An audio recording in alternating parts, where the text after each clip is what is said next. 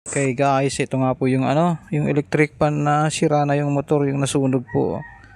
Ayun po, inform na po natin yung may-ari. Kaya lang po, ayaw po na po niyang ipagawa. Hindi na raw po niya pagagawa yan. Babili na lang po daw siya ng bago. So, okay po pag ganun. Kaya ginagawa ko po dito pag mga ganyan ay atin pong pinapalitan ng motor. Mag-aantay po tayo ng mga binebentang dito kasi hahantayin po natin yung mga tawag dito, yung magpapalit batya. Papalitan po natin ng motor yan. Yung tanso na pong ipapalit natin. Kasi yan mga ganitong na motor po, hindi po yan tanso.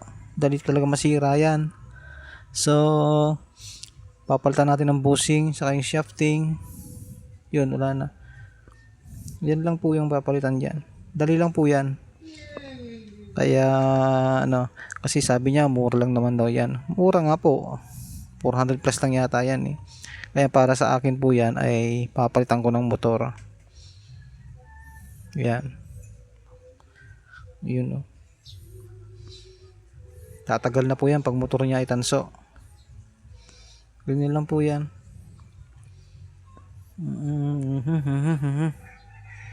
Okay, salamat po.